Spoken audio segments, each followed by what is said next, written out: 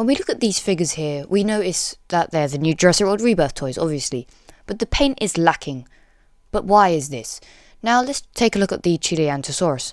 Hopefully I pronounced that right, I always get that one wrong. The paint goes down barely to the tail. I mean, it doesn't even reach the tail.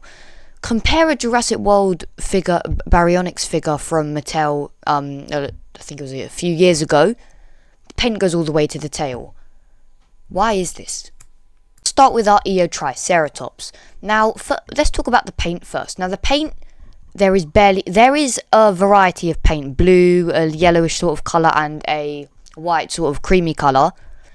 There is a variety of paint, but it doesn't extend even to the body. It's really lazy. Now, why this figure is great? I love this figure. I would rate it a 9 out of 10.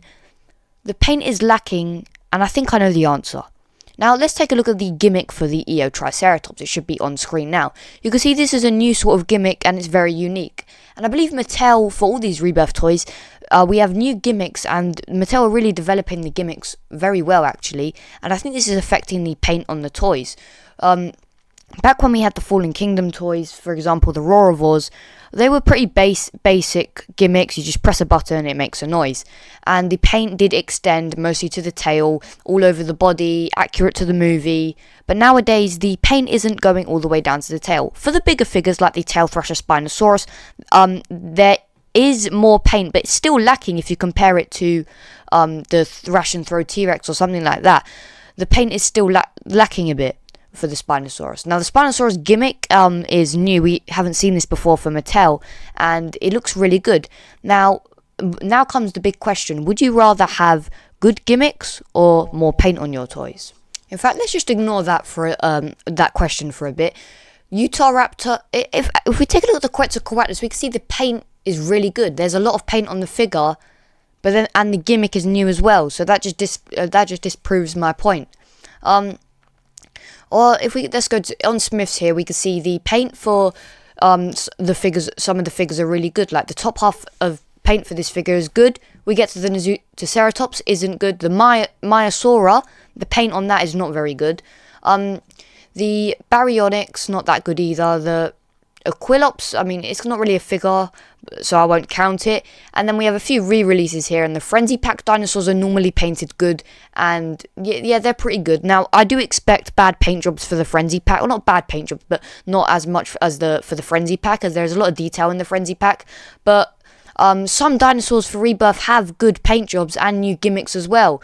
The Purosaurus, I believe the gimmicks, the Gigantic Thrasher gimmicks are new. The Triceratops gimmick is definitely new. The Tyranotitan and Purosaurus figure gimmick, I think it's new, but correct me if I'm wrong. But I think we've seen this gimmick before. No, we haven't. For example, the Camp Cretaceous Control and Conquer Carnotaurus Toro, the I don't know what it was called, but we got a Tarbosaurus as well. Those gimmicks are kind of like the ones that we're seeing now with the Purosaurus and the Tyranotitan. The Triceratops with a very new gimmick, and it is lacking some paint.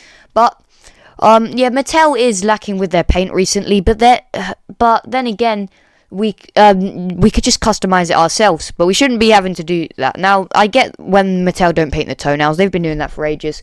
Kenner didn't do it. Hasbro, we don't want to talk about Hasbro actually. So yeah, this is just a minor problem that I wanted to bring up. I mean, it's not really minor; it stands out on the figures, especially for the Maiasaura. I was really looking forward to that, and they kind of ruined it.